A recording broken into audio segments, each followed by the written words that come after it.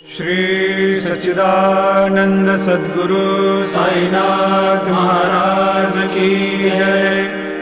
जोडोनिया कर चरणी ठेविला माथा, परिसावी विनंती माझी पंढरीनाथा।